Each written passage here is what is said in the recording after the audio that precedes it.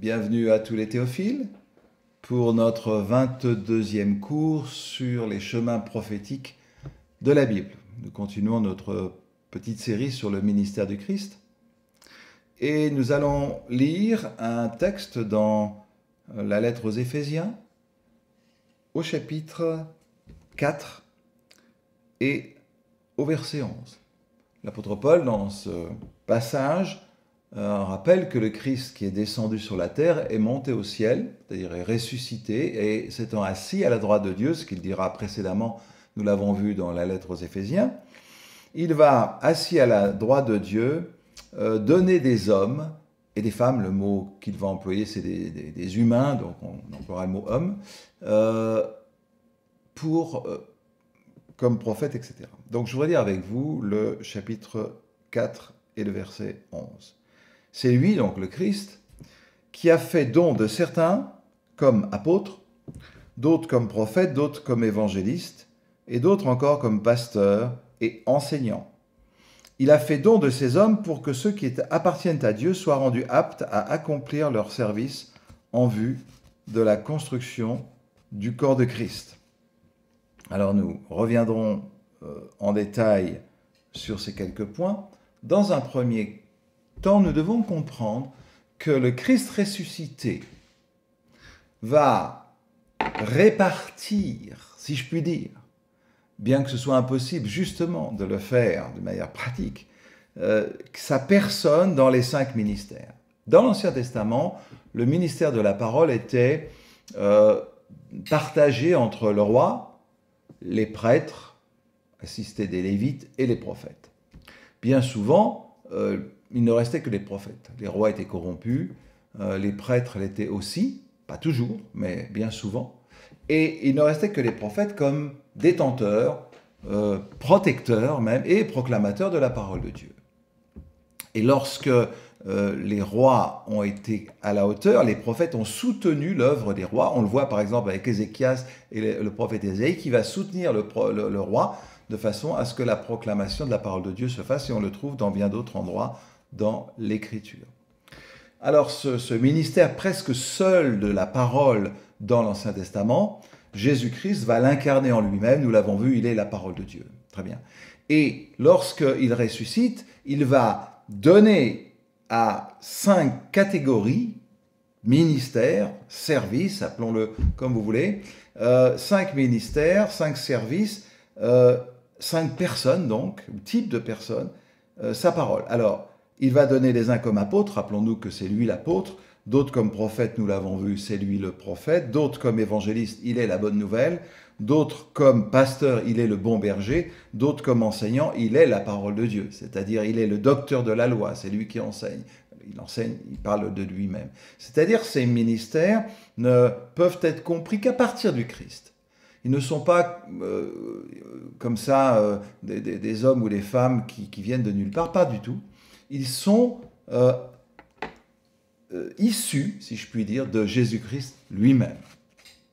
Ainsi, parce qu'ils viennent d'une seule personne et en sont la démonstration plurielle, il y a des conséquences à ça. Tout d'abord, le langage du Nouveau Testament, pour être un petit peu technique, n'isole pas facilement, en tous les cas, les ministères des uns des autres. On voit que les ministères peuvent se chevaucher de 2, de 3, etc. Parce que ils sont difficilement séparables sur Terre, si je puis dire, mais parce qu'ils viennent d'une seule personne. Si on voulait séparer un ministère d'un autre, ou le ministère de prophète des autres, ça voudrait dire qu'on sépare le Christ de lui-même. C'est une bêtise. Le ministère de prophète, donc, est indissociable des autres. D'abord, dans l'ontologie, nous venons de le dire. Dans l'être même de Christ, cette démonstration doit se faire dans la pluralité. Le prophète ne peut être seul à cause du fait qu'il vient d'une personne qui regroupe en lui-même la totalité des ministères qu'il donne. Dans la fonction, ce serait une erreur que de donner à un seul ministère et un seul ministre donc, la direction d'une assemblée, d'un groupe, etc.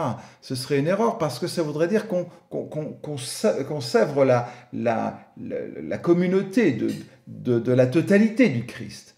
Et nous serions là aussi dans l'erreur. Et enfin, dans la pratique, un ministère de prophète ne peut pas fonctionner seul. Alors, en tous les cas, ne doit pas fonctionner seul. Ça peut arriver, bien sûr. Mais dans l'essence même, dans la compréhension que nous avons du ministère, du Christ, cela ne peut pas se faire, puisque le ministère est là pour démontrer la personne du Christ. Et la démonstration de la personne du Christ doit se faire par les 5 ministères.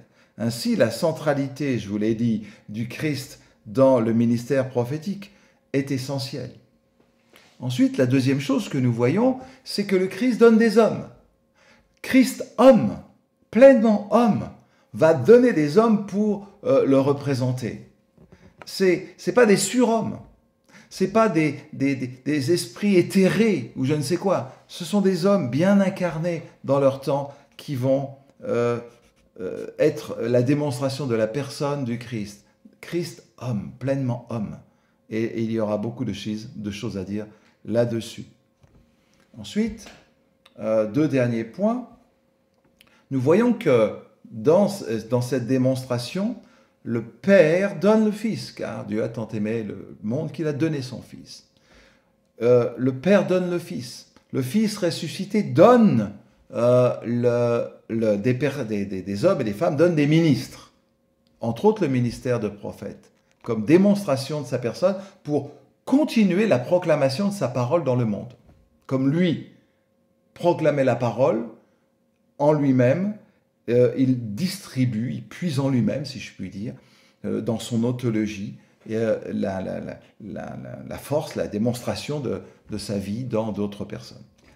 Et le Saint-Esprit, lui, envoyé par le Père et le Fils, va équiper les personnes, les hommes que Christ donne, des dons dont ils ont besoin pour exercer le ministère du Christ. C'est pourquoi nous ne pouvons plus séparer, nous ne voulons plus séparer comme on l'a fait auparavant, mais nous pensons aujourd'hui que c'est une erreur de séparer la personne du Christ du Saint-Esprit, parce que les deux vont ensemble, parce que les deux marchent ensemble, parce que ça voudrait dire qu'il y a d'un côté le Christ qui agit, d'un autre côté le Saint-Esprit qui agit. En vérité, le don du Fils précède le don du Saint-Esprit. Vous êtes donné comme prophète par le Christ, vous êtes donné comme homme, comme femme, comme personne, comme prophète ou prophétesse dans ce monde, et le Saint-Esprit va vous donner le don de prophétie pour que vous puissiez exercer le ministère du Christ. Il y a une relation intratrinitaire qui se démontre dans la vie de l'Église. Le Père, le Fils qui donne des ministres de prophètes et le Saint-Esprit qui donne les dons de prophétie. Et nous verrons dans quel but dans le cours suivant. Que Dieu nous bénisse.